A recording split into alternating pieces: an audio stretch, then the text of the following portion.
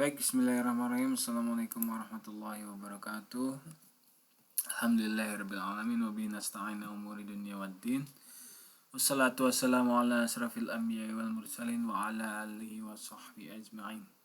Rabbi shrah li sadri wa yassir li amri wahlul 'uqdatam min lisani yafqahu qawli.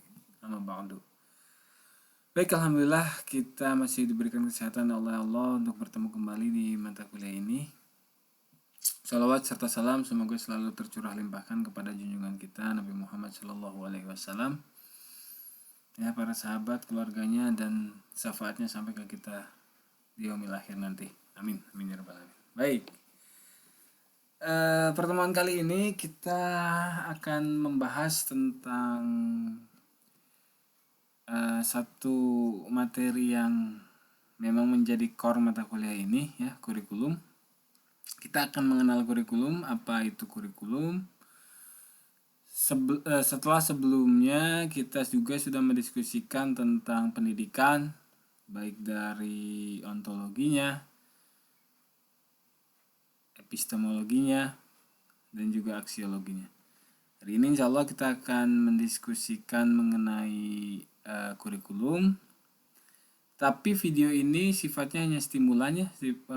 Video ini hanya untuk menstimulasi kalian lebih aktif berdiskusi, kalian lebih bisa menggali mengenai kurikulum ini. Nanti di platform lain kalian akan diskusi berdasarkan video ini. Baik.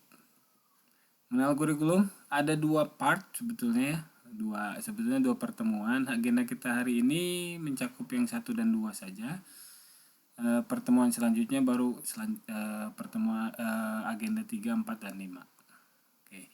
Untuk hari ini insya Allah kita akan membahas tentang definisi, bentuk, dimensi, dan konsepsi kurikulum, dan juga organisasi, fungsi, dan peranan kurikulum. Hanya itu saja dulu.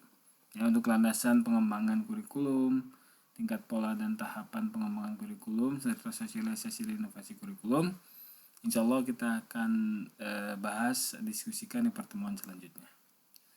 Baik. Ini yang harus kalian capai setelah pembelajaran kali ini. Kalian diharapkan mampu mendeskripsikan definisi, bentuk, dimensi, dan konsepsi kurikulum. Kalian juga diharapkan mampu menjelaskan organisasi, fungsi, dan peranan kurikulum. Nah, yang 3, 4, dan 5 mengikuti untuk pertemuan selanjutnya. Baik. Definisi, bentuk, dimensi, dan konsepsi kurikulum. Sekarang coba kalian tuliskan di kertas kalian sendiri, apa itu kurikulum, bentuknya seperti apa, dimensinya apa saja, dan konsepsi kurikulum itu seperti apa. Coba kalian tulis dulu 5 menit. Tidak usah googling, tidak usah mencari sumber yang lain. Kalian tuliskan dulu sendiri di kertas 1 halaman yang kalian tahu. Nah, setelah itu nanti baru kita belajar selanjutnya. Nah, ya, setelah kalian tuliskan, kalian saat menulis boleh mempause dulu video ini. Kalian tulis kemudian bisa melanjutkan. Baik, kita lanjutkan ya. Definisi kurikulum itu sebetulnya sangat luas sekali, ya. Ada yang mendefinisikan secara sempit, ada juga yang mendefinisikan secara luas, dan itu terus berkembang sampai saat ini. Ya. Baik. Asal mulanya kurikulum itu pengertian sempitnya adalah kurir dan kurere. Kurir itu pelari, kurere itu tempat larinya, tempat pacunya. Artinya ada pelari, ada tempat pacu, ada start awal, ada akhir, itulah kurikulum. Ya. Jadi misalkan gini, bahasa sederhananya gini, kalian sekolah, startnya masuk jadi siswa baru, kemudian finishnya menjadi atau dapat sertifikat atau dapat ijazah. Nah, seperti itu arti sempitnya sebetulnya. Ya. Oke, nanti kita bahas. Oke, ini jarak yang ditempuh seorang pelari dari start sampai finish untuk mendapatkan penghargaan atau medali. Itu sebetulnya asal muasal dari pengertian sempit kurikulum. Ya, kalau sekolah tadi yang saya bilang, kalian masuk sekolah, siswa baru, kemudian sampai finish kalian mendapatkan penghargaan. Penghargaannya adalah ijazah. Oke. Kalau dalam ranah pendidikan, kurikulum secara sempit diartikan sebagai sejumlah mata pelajaran atau subject matter yang harus ditempuh siswa hingga memperoleh penghargaan atau ijazah. That's it. Itu yang sempit ya. Tapi sekarang seperti yang saya bilang, definisi kurikulum terus berkembang. Ya, sampai sekarang terus berkembang. Syaratnya kalau untuk yang pengertian sempit ini adanya mata pelajaran yang ditempuh. Tujuan utamanya adalah memperoleh ijazah. Gitu.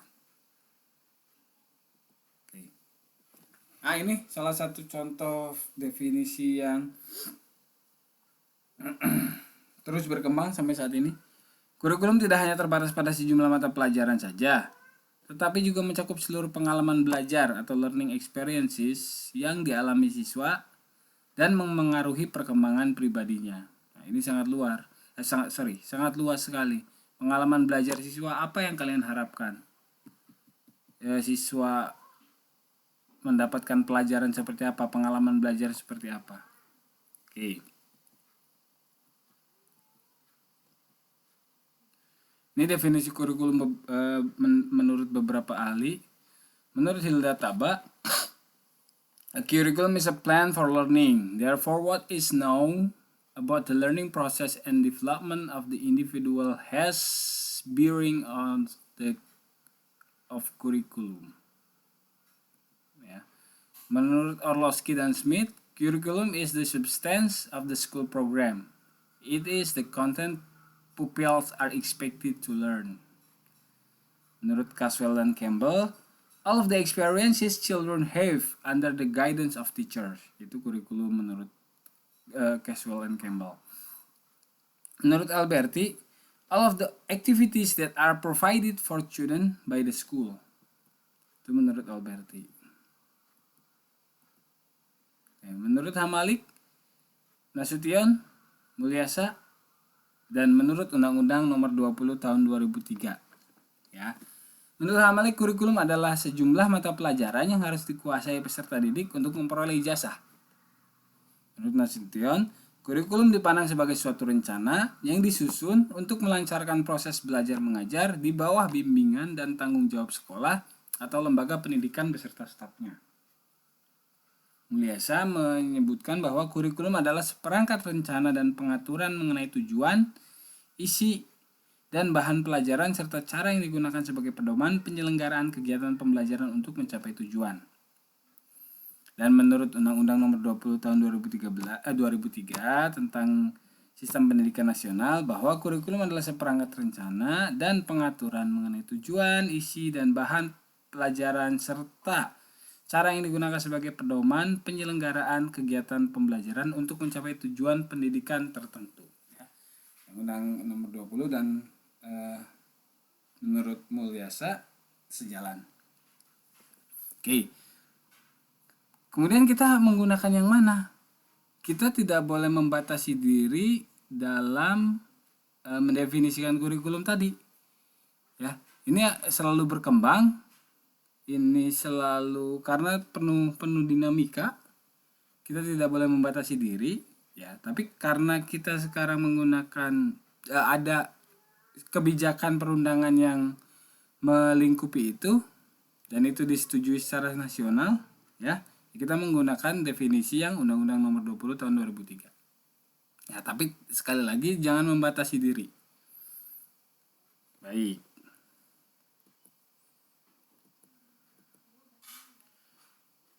Untuk bentuk atau tipe kurikulum, ada kurikulum formal.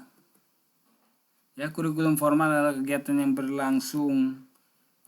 kegiatan yang langsung berkaitan dengan pelajaran akademis, meliputi tujuan pelajaran umum dan spesifik, bahan pelajaran yang tersusun sistematis, strategi belajar mengajar serta kegiatannya, sistem evaluasi untuk mengetahui hingga mana tujuan tercapai, itu adalah isi dari kurikulum formal.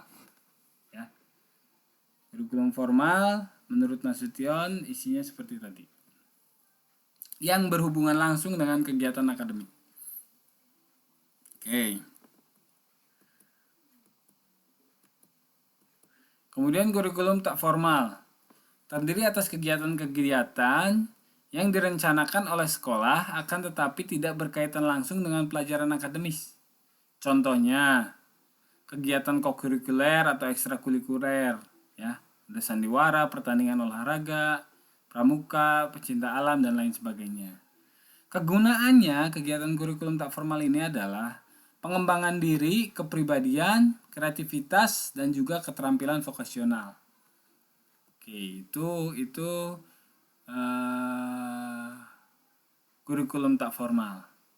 Ada dua tadi, satu lagi ini adalah hidden curriculum atau hidden curriculum, kurikulum tersembunyi. Ya, kegiatan atau aktivitas yang tidak tertulis dan tidak terprogram, namun aktivitas itu turut memengaruhi suasana kegiatan pembelajaran di kelas dan memengaruhi secara laten atau tersembunyi terhadap pembentukan kepribadian siswa. Ini contoh hidden curriculum. Ada pembagian lagi, ada yang relatif tetap, ada yang mudah berubah. Yang relatif tetap contohnya ideologi, agama, itu memengaruhi, yaitu hidden curriculumnya. Nilai budaya masyarakat, itu hidden curriculum. Kemudian yang mudah berubah, contohnya sistem sosial dan kebudayaan. Misalnya bagaimana guru mengelola kelas, bagaimana pelajaran diberikan, itu adalah hidden curriculum. Bagaimana kebersihannya, bagaimana hubungan sekolah dengan masyarakat, itu hidden curriculum. Bagaimana kantin menyediakan makanan sehat, itu juga hidden curriculum. Ya, jadi ada tiga bentuk kurikulum. Yang pertama formal tadi ya, tak formal dan hidden curriculum. Dan ketiganya saling melengkapi, saling berkolaborasi, saling berintegrasi, sinergitas untuk mencapai tujuan tadi, ya, tujuan pendidikan. Tidak bisa dielakkan salah satunya. Walaupun yang kita kenal sebagai kurikulum biasanya ya dalam tanda kutip itu yang formal, yang berhubungan langsung dengan akademik, tapi kedua bentuk tipe kurikulum tadi memberikan pengaruh. Oke, baik, kita beranjak ke dimensi kurikulum. Ingat sekali lagi, ini video ini hanya stimulan ya. Nanti ketika kalian ada yang hendak ditanyakan dan ada yang hendak didiskusikan, kalian tuliskan di platform lain ya, di WhatsApp group. Oke, baik.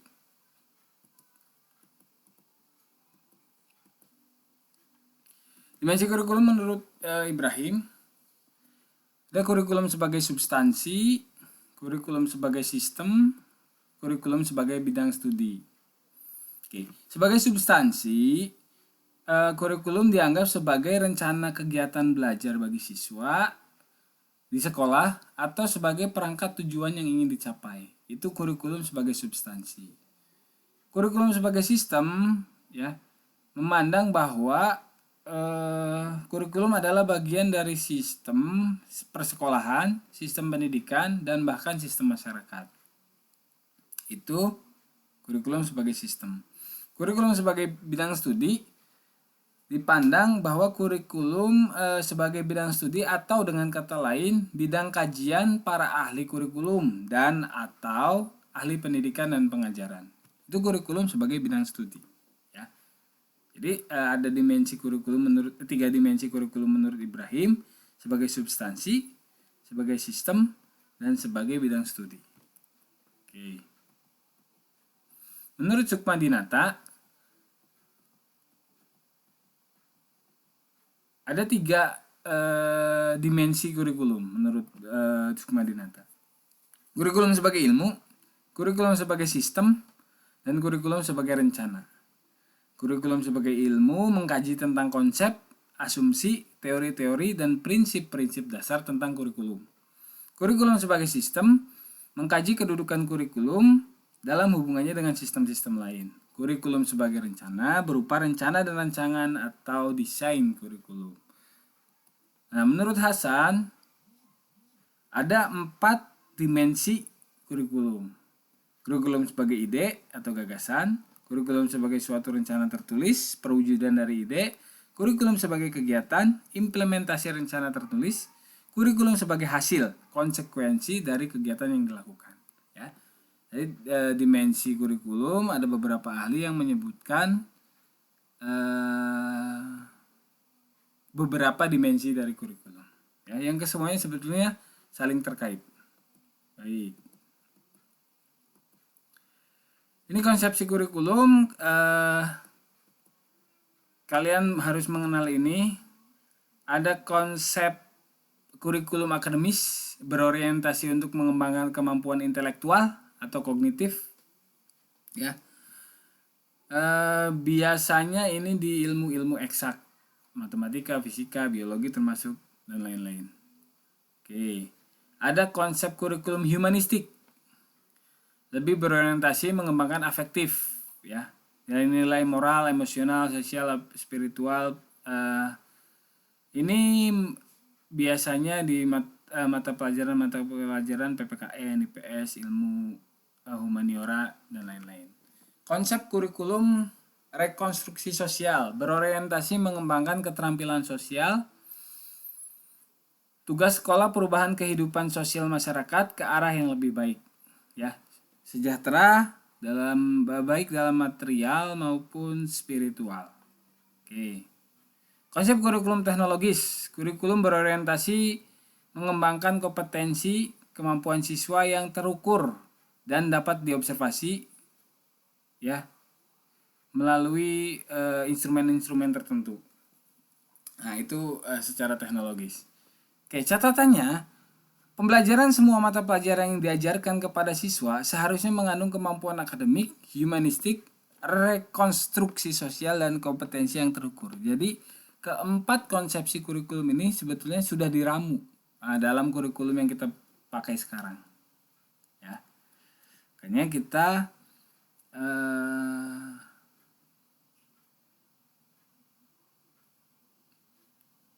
kita menggunakan 3 ranah domain tujuan pembelajaran, afektif, kognitif, dan psikomotor. Baik. Karena ini organisasi, fungsi, dan peranan kurikulum. Seperti biasa, kalian coba tuliskan dulu 5 menit ya. Kalian tuliskan apa itu organisasi kurikulum, apa itu fungsi, dan apa itu peranan kurikulum. Kalian tidak usah membuka sumber yang lain, kalian setahu kalian saja. Oke, 5 menit, kemudian baru lanjutkan videonya. Baik, saya lanjutkan. Organisasi kurikulum, ada spirited subject kurikulum, ada correlated kurikulum, dan ada integrated kurikulum. Oke, apa bedanya? Spirited kurikulum itu pelajaran yang satu dengan yang lain terpisah, nggak ada hubungan sama sekali. IPA sama IPS nggak ada hubungan, kimia, fisika nggak ada hubungan. Ya. Ada correlated kurikulum, mata pelajaran-pelajaran yang mempunyai kedekatan dikelompokkan menjadi pelajaran tertentu, menjadi satu rumpun. Contoh pelajaran geografi, ekonomi, sejarah dikelompokkan menjadi IPS.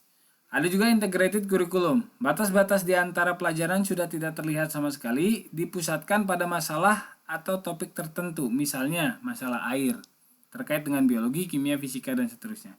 Oke. Seperti tematik di SD, nah itu sudah integrated kurikulum. Ya. Baik.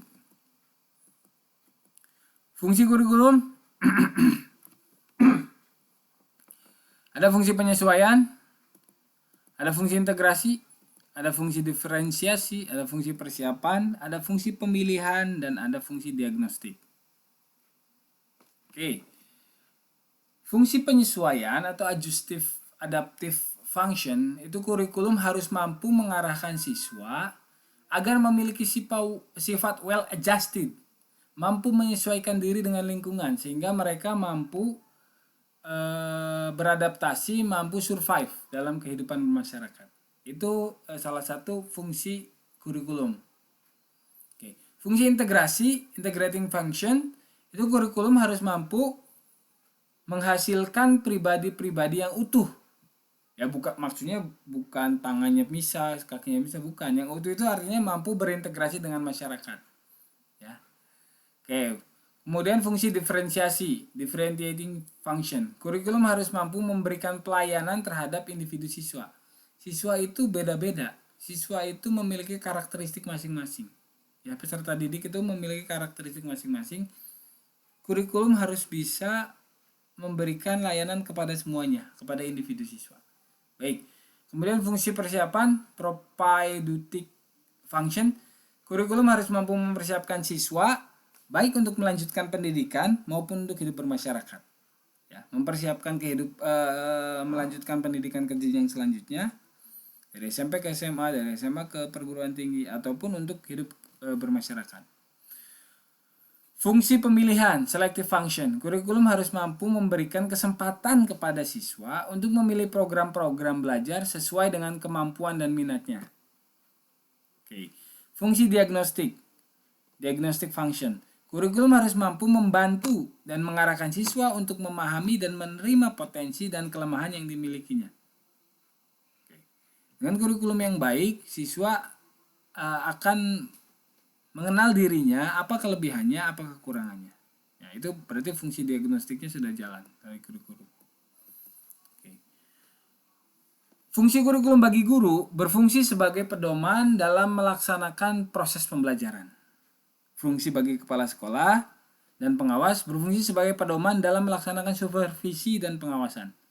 Bagi orang tua, nah orang tua ini harus ditekankan, harus tahu juga kurikulum sebagai pedoman membimbing anaknya belajar di rumah. Oke, jadi kolaborasi antara orang tua, pembelajaran di rumah dan pembelajaran di sekolah itu harus sebetulnya. Karena tidak terpisah pembelajaran di rumah dan di sekolah itu harusnya. Ya, itu harus sinergitas dan komprehensif. Jangan sampai sekolah itu bukan lagi jadi lembaga pendidikan, tapi menjadi lembaga penitipan, kan itu yang bahaya. Oke, baik. Bagi masyarakat berfungsi sebagai pedoman untuk memberikan bantuan bagi terselenggaranya proses pendidikan di sekolah. Bagi siswa berfungsi sebagai pedoman belajar. Kalian harus tahu kurikulum biologi nih, supaya kalian bisa menyusun strategi, bisa menyusun skema. Oh, saya harus lulus sekian tahun. Oh, saya kesulitan di mata kuliah ini. Saya harus belajar lebih awal di mata kuliah ini. Nah, itu fungsinya kurikulum. Baik. Peranan kurikulum, ada peranan konservatif, ada peranan kreatif, dan ada peranan kritis dan evaluatif. Peranan konservatif berhubungan dengan sarana untuk mentransmisikan nilai-nilai warisan budaya masa lalu yang dianggap masih relevan dengan masa kini kepada generasi muda. Salah satu tugas pendidikan yaitu memengaruhi dan membina perilaku siswa sesuai dengan nilai-nilai sosial yang hidup di lingkungan masyarakatnya. Ya. Oke. Contohnya yang paling mudah, yang paling sederhana misalkan budaya cium tangan. Nah, itu kan nilai-nilai yang masih harus terus diwariskan. Sekarang sudah langka. Sudah susah di kota-kota besar apalagi. Oke, kemudian peranan kreatif. Sarana untuk mengembangkan potensi dan daya kreatif siswa untuk mendapatkan pengetahuan-pengetahuan baru, kemampuan-kemampuan baru, serta cara berpikir yang dibutuhkan dalam kehidupannya. Oke. Pengetahuan sekarang luar biasa. Ya. Nah, tapi tadi masalah sikap, masalah nilai-nilai itu yang perlu menjadi concern saat-saat ini. Makanya peranan kurikulum itu selain peranan kreatif harus ada peranan konservatifnya. Oke, kemudian peranan kritis dan evaluatif, sarana kontrol dan filter sosial. Itu peranan kritis dan evaluatif.